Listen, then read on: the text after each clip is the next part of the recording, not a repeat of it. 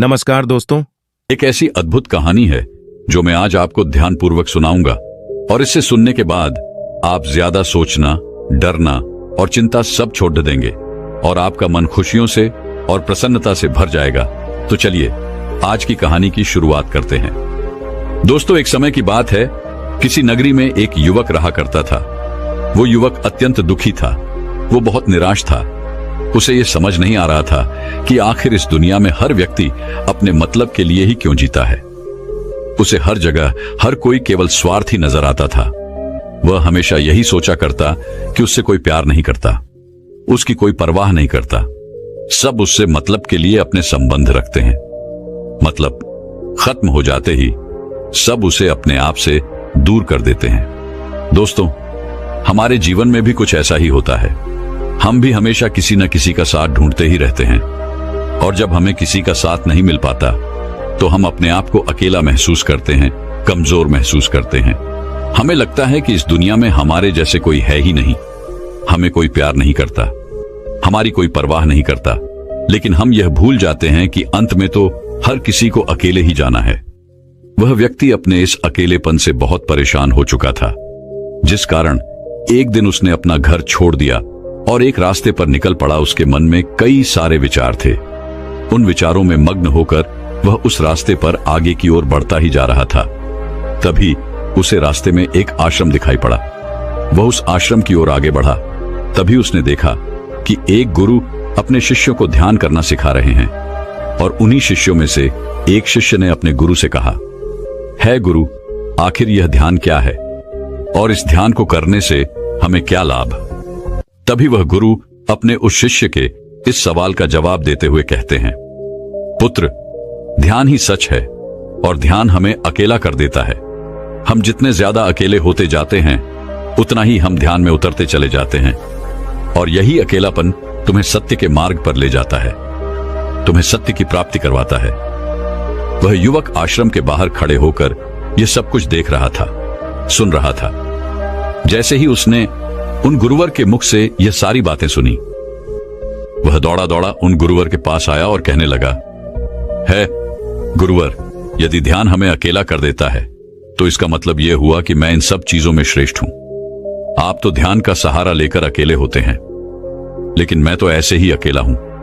मेरा ऐसा कोई नहीं है जिसे मैं अपना कह सकूं, जो मेरी परवाह करता हो, जो मेरा ख्याल रखता हो, और मैं अपनी राह पर अकेला ही चलता चला जा रहा हूं। उस व्यक्ति की ये सारी बातें सुनकर उन गुरुवर ने उस व्यक्ति को ध्यानपूर्वक देखा और उसके बाद उससे कहते हैं, भंते, अगर तुम अकेले हो तो तुम्हारे पीछे तुम्हारा पूरा परिवार, तुम्हारे मित्र, तुम्हारे शत्रु, तुम्हारे सगे संबंधी, इन सब को लेकर तुम कहां जा रहे हो?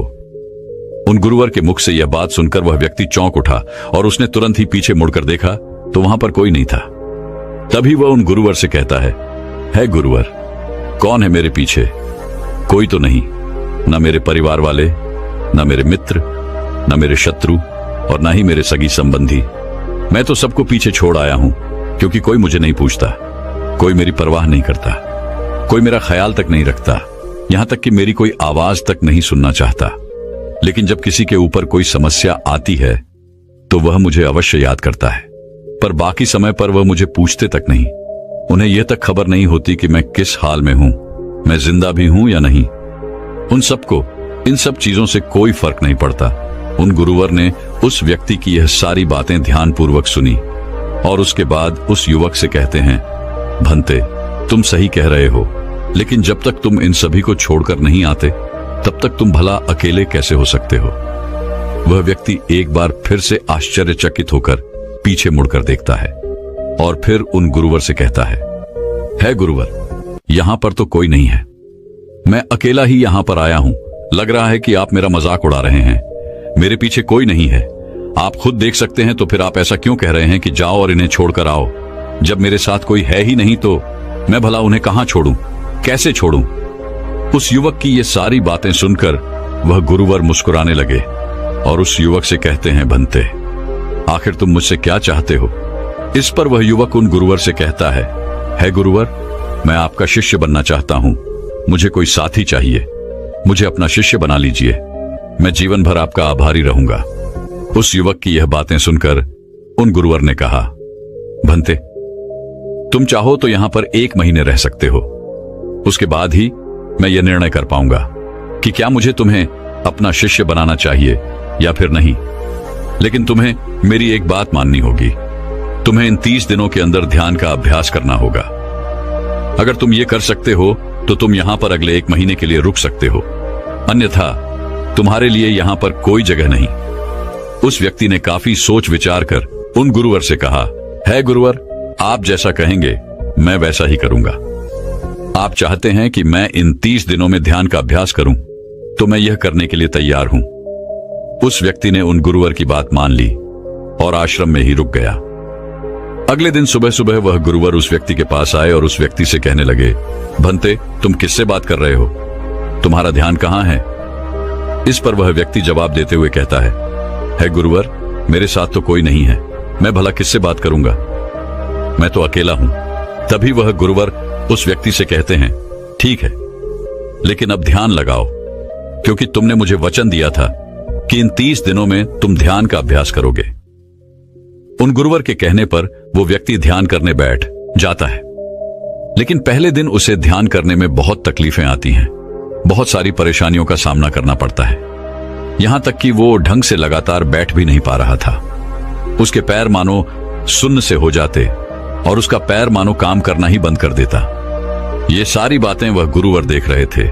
तभी उन गुरुवर ने उस व्यक्ति से कहा, बनते, तुम जितना देर चाहो उतना देर बैठ सकते हो। ये ऐसा कोई जरूरी नहीं है कि तुम एकाएक लगातार बैठे ही रहो। यदि तुम्हें थोड़ी तकलीफ है तो तुम उठ सकते हो, टहल सकते हो और फिर आकर बैठ सकते हो। इतना कहकर वह गुरुवर वहां से चले गए। अगले दिन सुबह सुबह फिर वह उस व्यक्ति के पास आए और उस व्यक्ति से कहने लगे, भंते कौन है? किससे बातें कर रहे हो? कोई आया है क्या? उन गुरुवर की इस बात का जवाब देते हुए वह व्यक्ति उन गुरुवर से कहता है गुरुवर, यहां पर तो कोई नहीं है, आप खुद देख लीजिए, मैं भला किससे बातें करूंगा। तभी वह गुरुवर एक बार फिर उस व्यक्ति से कहते हैं, चलो ध्यान का अभ्यास करो। तभी वह व्यक्ति उन गुरुवर से कहता है गुरुवर, क्या केवल आंखें बंद करके बैठ जाना, इसे ही ध्यान कहते हैं? अगर इसे ही ध्यान कहते हैं तो यह तो बड़ा ही आसान है और इसे तो कोई भी कर सकता है, केवल आंखें बंद करके बैठना ही तो है। इसका जवाब देते हुए वह गुरुवर उस व्यक्ति से कहते हैं, भंते, केवल आंखें बंद करके बैठ जाना इसे ध्यान नहीं कहते। ध्यान करने के लिए तुम्हें अपने मन को एकाग्र करना होगा, अपने मन को किसी एक चीज पर लगाना होगा। वह कोई भी चीज हो सकती है, बाहर की कोई आवाज या तुम्हारे भीतर से आने वाली ये सांसें, इन सांसों के अंदर और बाहर होने की आवाज। तुम ऐसी किसी भी चीज पर ध्यान लगा सकते हो जो लगातार वर्तमान समय में घट रही है, ताकि तुम्हारा पूरा ध्यान उस चीज पर एकाग्र हो और तुम्हारा ध्यान कहीं भी भटके नहीं, जिस कारण तुम उस पर ध्यान लगा पाओगे। और एक बात और याद रखना, जब तुम उस चीज पर ध्यान लगाओगे तो तुम्हारा ध्यान हटना नहीं चाहिए। इतना कहकर वह गुरुवर वहां से चले गए। अगले दिन जब वह सुबह सुबह एक बार फिर उस व्यक्ति से मिलने आए तो उन्होंने एक बार फिर उस व्यक्ति से कहा, भंते, आज कौन आया है? किससे बातें कर रहे हो? बड़ी जोर जोर से आवाज आ रही है। तुम यहां पर खुद शांति पाने आए हो या फिर दूसरों को अशांत करने के लिए? वह व्यक्ति उन गुरुवर से कहता है गुरुवर, पर यहां पर तो कोई है ही नहीं, तो मैं भला किससे बात करूंगा? यहां तक कि अभी तक मेरे मुख से एक शब्द तक नहीं निकला है, तो फिर आपको कैसे जोर जोर की आवाजें कहां से आ रही हैं? और जब मैंने एक शब्द भी नहीं बोला तो मैं भला दूसरों के लिए अशांति का कारण कैसे बन सकता हूं? तभी वह गुरुवर उस व्यक्ति से कहते हैं, ठीक है, चलो ध्यान का अभ्यास करो। तभी वह व्यक्ति उन गुरुवर से कहता है गुरुवर, मेरा एक प्रश्न है, क्या मैं आपसे पूछ सकता हूं? तभी वह गुरुवर उस व्यक्ति से कहते हैं, पूछो, तुम्हें क्या पूछना है? तभी वह व्यक्ति उन गुरुवर से कहता है गुरुवर, आप कहते हैं किसी भी एक चीज पर ध्यान लगाओ जो वर्तमान समय में घट रही हो, उस पर अपना पूरा ध्यान लगा दो। लेकिन जब मैं अपनी सांसों पर या फिर किसी ऐसी चीज पर ध्यान लगाने का प्रयास करता हूं जो लगातार घट रही है, तो मेरा ध्यान लगातार नहीं रह जाता। मैं पल पल भटकता रहता हूं। कभी मुझे कुछ याद आने लगता है तो कभी मुझे कुछ और याद आने लगता है। वो पुरानी चीजें, वो पुरानी यादें मेरा पीछा नहीं छोड़ती। आपके कल यहां से चले जाने के बाद मैंने ध्यान करने के लिए बहुत प्रयास किया, लेकिन वह पुरानी यादें बार बार मुझे याद आ रही थी, जिस कारण मैं एक चीज पर ध्यान लगा ही नहीं सका। तो अब मुझे क्या करना चाहिए? उस व्यक्ति की यह सारी बातें सुनकर वह गुरु मुस्कुराने लगे और वहां से चले गए। उन गुरुवर की हंसने की वजह उस व्यक्ति को समझ नहीं आई। अगले दिन सुबह सुबह एक बार फिर वह गुरु उस व्यक्ति के पास पहुंचे और कहा, भंते, ये तुम क्या कर रहे हो? इतना आलस, चारों ओर आलस ही आलस फैला हुआ है। अपने पास से आलस को भगाओ, अन्यथा यह तुम पर हावी हो जाएगा और फिर तुम हमेशा इसके अधीन बनकर रहोगे। तभी वह व्यक्ति गुरुवर से कहता है गुरुवर, आप तो रोज एक ही बात कहते हैं कि यहां पर कोई है, लेकिन मुझे तो कोई नजर आता ही नहीं। आप ही बताइए, यहां पर कौन है? तभी वह गुरु वह उस व्यक्ति से कहते हैं, ठीक है, चलो अभ्यास के लिए चलते हैं।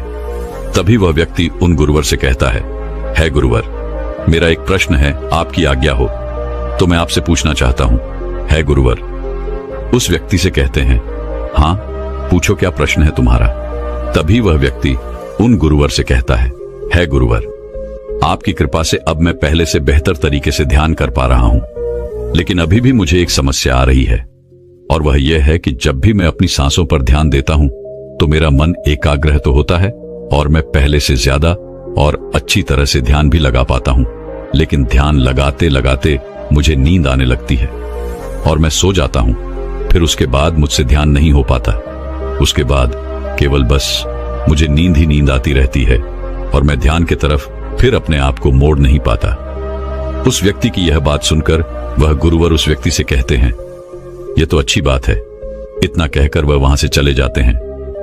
5वें दिन जब सुबह सुबह वह गुरुवर उस व्यक्ति के पास पहुंचते हैं तो वे कहते हैं, भंते, तुमने इतने लोगों को क्यों बुला रखा है? इतने सारे लोग तुम्हें ध्यान नहीं करने देंगे। तुमने इतने सारे लोगों को क्यों बुलाया है? इन्हें यहां से जल्दी भेजो। मुझे ये बिल्कुल नहीं पसंद। तुम तो यहां पर अकेले आए थे जैसा कि तुमने कहा, तो फिर इतने सारे लोगों को तुमने आज क्यों बुला रखा है? इन्हें अभी के अभी वापस छोड़कर आओ। तभी वह व्यक्ति उन गुरुवर के बारे में मन ही मन ये सोचता है कि लगता है गुरुवर पागल हो चुके हैं। जब भी रोज आते हैं तो हमेशा एक ही बात कहते हैं कि यहां पर कोई है, लेकिन मुझे तो कोई नजर ही नहीं आता।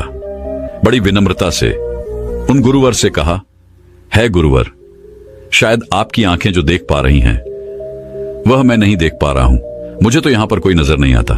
फिर आपको कैसे?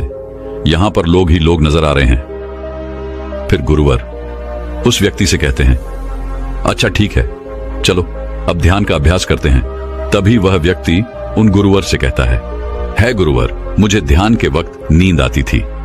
जैसा कि मैंने आपको बताया था, उस पर तो मैंने नियंत्रण पा लिया, लेकिन अब जब भी मैं ध्यान करने बैठता हूं, किसी एक चीज पर अपना ध्यान केंद्रित करता हूं, तो मेरे मन में विचारों का सैलाब होता है। मानो विचारों की बाढ़ सी आ जाती है। इतने विचार तो आंख खोलकर भी मैंने कभी नहीं देखे होंगे, जितने की आंखें बंद करने के बाद मुझे नजर आते हैं।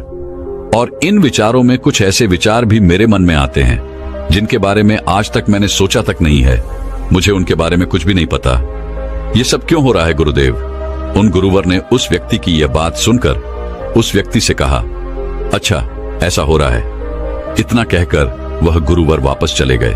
अगले दिन सुबह सुबह वह गुरुवर एक डंडा लेकर उस युवक के पास पहुंचे और एक डंडा जड़ते हुए उस युवक से कहते हैं, मैंने तुम्हें पहले ही कहा है, इतने सारे लोग मुझे पसंद नहीं, तुम्हें इन्हें छोड़कर आना होगा।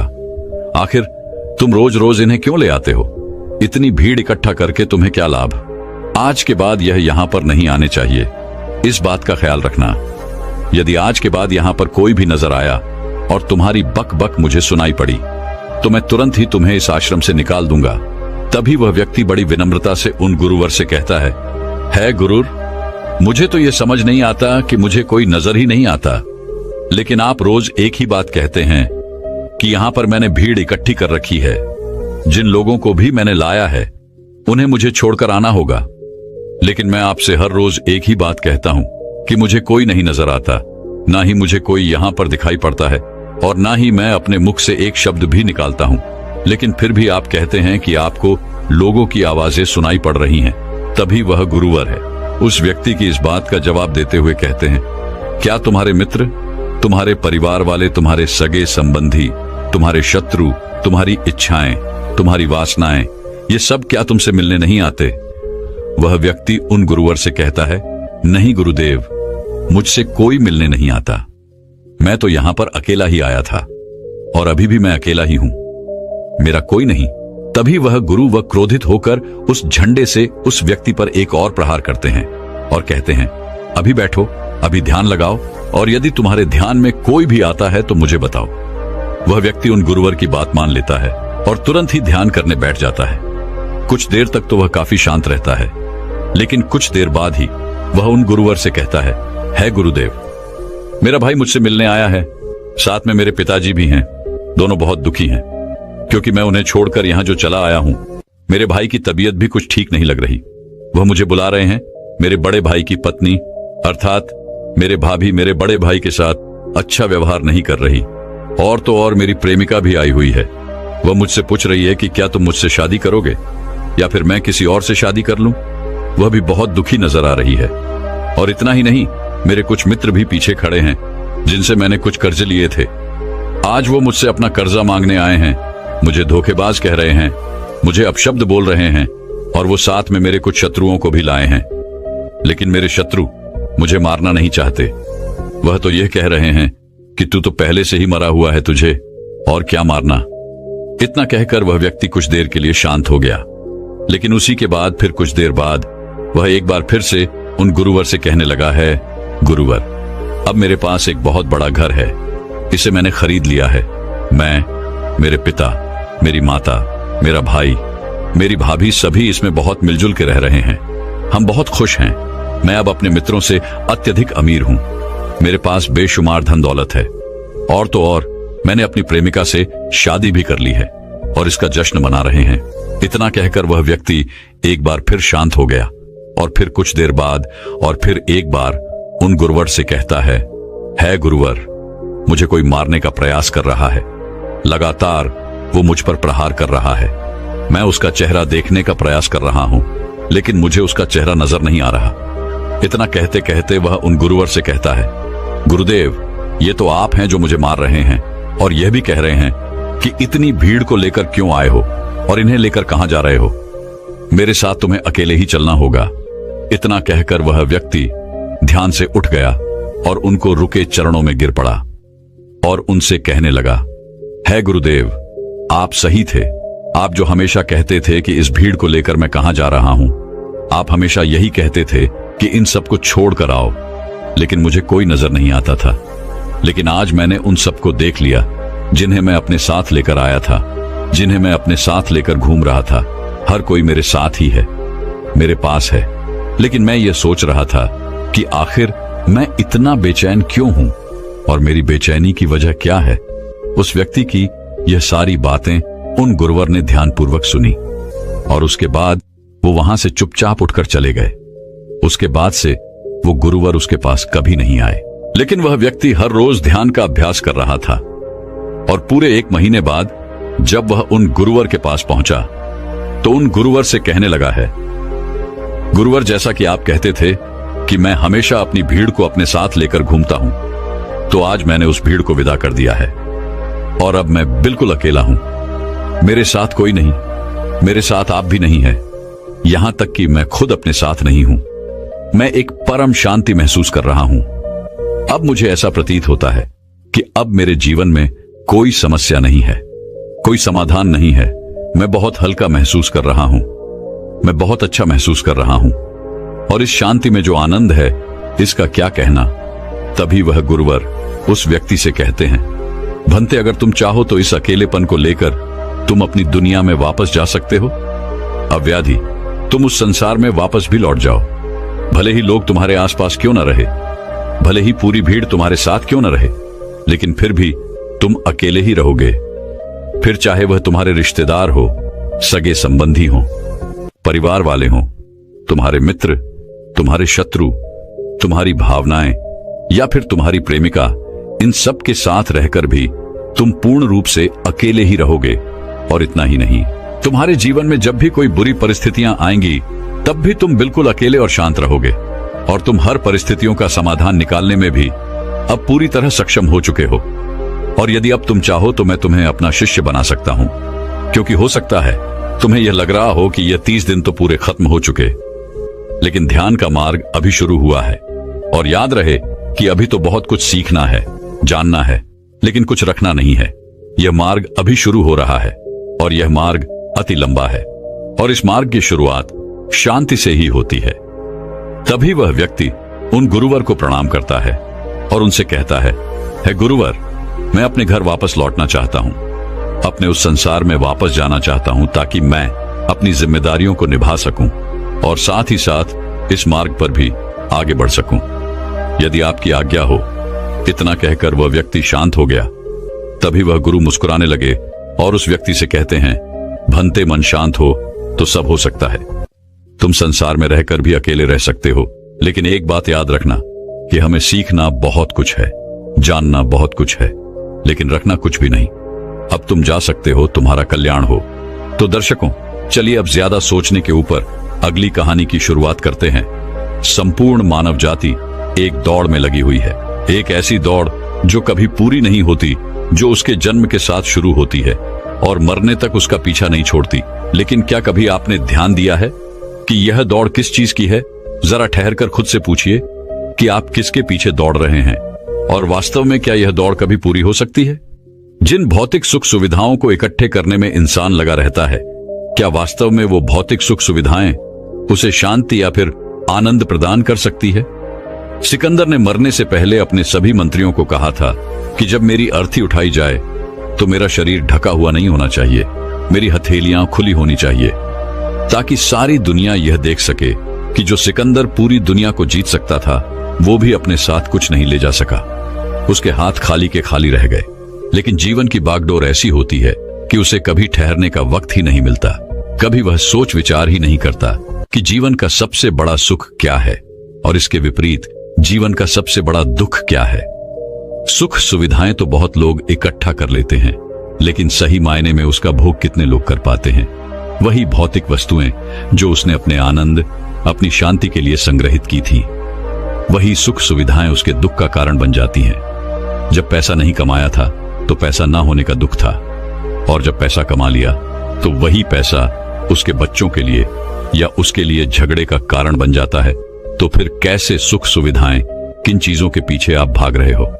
आज की जो कहानी मैं आप लोगों को सुनाने वाला हूं, उसमें आपको जीवन का सबसे बड़ा दुख और सबसे बड़ा सुख पता चलेगा। इससे पहले कि आप इस कहानी में खो जाएं, इस चैनल को सब्सक्राइब जरूर कर लें। तो चलिए कहानी शुरू करते हैं। अपनी गरीबी के दिन याद करके सेठ धनानंद की आंखों में आंसू आ गए। आज उसने जीवन में सब कुछ हासिल कर लिया था। सारी सुख सुविधाएं उसके पास थी। घर में नौकर चाकर थे, हजारों लोग उसके नीचे काम करते थे, जो उसकी एक आवाज पर उसके पास खड़े होते थे। लेकिन फिर भी आज सब कुछ हासिल कर लेने के बाद भी वो दुनिया में अपने आप को सबसे गरीब आदमी समझ रहा था। आखिरकार अपनी गरीबी के दिन याद करके उसकी आंखों में आंसू आ गए। उसके पास कुछ नहीं था, लेकिन तब भी वो प्रसन्न रहता था। लेकिन आज सब कुछ होने के बाद भी वो प्रसन्न नहीं था। और दुनिया में वही आदमी सबसे गरीब होता है जो सब कुछ होते हुए भी अकेला महसूस करता है। उसे एहसास होने लगा था कि धन संपदा या भौतिक सुख सुविधाएं उसके मन की पूर्ति नहीं कर सकती। लेकिन अब तो बहुत देर हो चुकी थी। उसका पूरा जीवन बीत चुका था। अब पूरे जीवन की कमाई उसे व्यर्थ लगने लगी। उसे लगने लगा कि उसने जो कुछ कमाया वो सब यूं ही था, व्यर्थ था। ये एहसास उसे जीवन में पहले कभी नहीं हुआ था। काश उसे ये एहसास पहले हो गया होता तो वह ठहर जाता, रुक जाता, रुककर चिंतन करता कि जो चीज वह इकट्ठी कर रहा है, क्या वास्तव में वह इकट्ठी करने लायक है? अगर उसे यह बात पहले पता चल गई होती तो वो अपने जीवन में सार्थकता खोजने की कोशिश करता। वो उस रहस्य के बारे में खोज करता जो उसके मन की पूर्ति करता, जो उसका अकेलापन दूर करता, जो उसके जीवन को संपूर्ण बना देता। उसने अपने दोनों बेटों को अपने पास बुलाया और उन्हें जीवन की सीख समझाने की कोशिश करने लगा। सेठ ने अपने बेटों से कहा कि बेटा, मेरे को तो जीवन में कोई बताने वाला नहीं था, सही रास्ता दिखाने वाला कोई था ही नहीं, इसलिए मैं उस रास्ते पर चलता रहा जिसका कोई अंत नहीं था।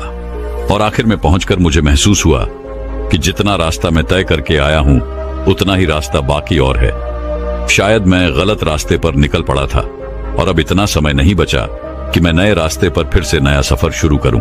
उसने अपने दोनों बेटों से कहा कि बेटा पता है दुनिया में सबसे बदनसीब आदमी कौन होता है? वो जिसके पास सब कुछ होते हुए भी कुछ नहीं होता, जो अपने आप को सब कुछ होते हुए भी अकेला महसूस करता है। भला इससे बड़ा दुख, इससे बड़ी बदनसीबी और क्या हो सकती है?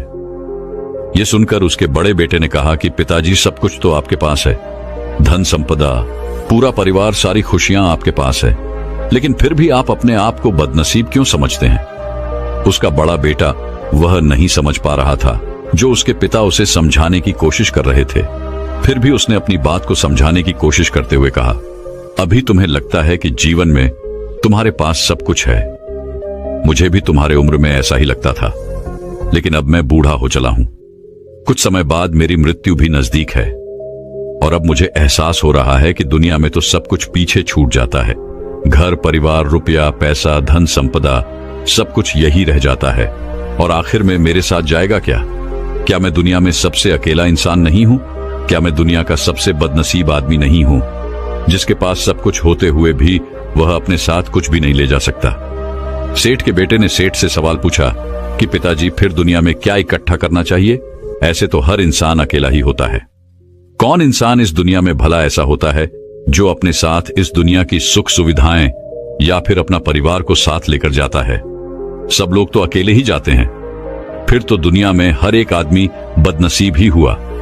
यही सवाल सेठ के मन में भी उठ रहा था, लेकिन उसके खुद के पास इसका कोई जवाब नहीं था, तो वह अपने बेटे को भला इसका क्या उत्तर देता। इसीलिए उसने अपने बेटे से कहा कि बेटा, मैं खुद इस सवाल का जवाब तलाश रहा हूं। अगर एक आदमी के पास सब कुछ होते हुए भी वह अकेला है, उन भौतिक सुख सुविधाओं का वह भोग नहीं कर पा रहा है, तो वह सबसे बड़ा दुख हुआ। मैं मानता हूं दुनिया का सबसे बड़ा दुख यही है कि आपके पास सब कुछ होते हुए भी आप अकेलापन महसूस करो। लेकिन इसके विपरीत दुनिया का सबसे बड़ा सुख क्या हो सकता है? इस सवाल का जवाब तो मेरे बेटे मुझे भी नहीं पता। इसीलिए मैं यह चाहता हूं कि मेरे मरने से पहले जिस सवाल का जवाब मुझे नहीं मिला, वह जवाब तुम अपने जीवन में ढूंढो। और यकीन मानो, अगर तुमने अपने जीवन में इस सवाल का जवाब ढूंढ लिया तो तुम दुनिया के सबसे सुखी इंसान कहलाओगे। यह कहानी सुनाकर गुरु ने अपने शिष्यों से सवाल पूछा कि दुनिया में सबसे बड़ा सुख क्या होता है? सभी शिष्य ध्यानपूर्वक अपने गुरु की यह कहानी सुन रहे थे। संध्या का समय था। धीमी धीमी हवा चल रही थी, जिससे कि पेड़ की पत्तियां हिल रही थी। आसमान में पक्षी सहचा रहे थे। सूर्य अस्त होने को आया था और सभी शिष्य अपने गुरु से इस सवाल का जवाब जानना चाहते थे। लेकिन इससे पहले ही गुरु ने अपने शिष्यों से सवाल पूछ लिया। इसका उत्तर देते हुए एक शिष्य ने कहा कि गुरुदेव, दुनिया में सबसे सुखी इंसान वही है जिसका शरीर सुखी है। अगर आपके शरीर में बीमारियां हैं तो आपके पास कितनी भी भौतिक सुख सुविधाएं हों, आपके लिए वो व्यर्थ है। और इसके विपरीत अगर आपका शरीर सुखी है, अगर आपका शरीर स्वस्थ है, तो चाहे आपके पास कुछ भी नहीं हो, लेकिन उसके बावजूद आप अपने जीवन में सुखी रहोगे। इसीलिए संसार का सबसे बड़ा धन हमारा शरीर होता है। यह सुनकर दूसरे शिष्य ने उसका विरोध करते हुए कहा कि गुरुदेव, दुनिया में बहुत से लोग ऐसे हैं जिनका शरीर एकदम स्वस्थ है, लेकिन बावजूद इसके वो अपने जीवन में सुखी नहीं है।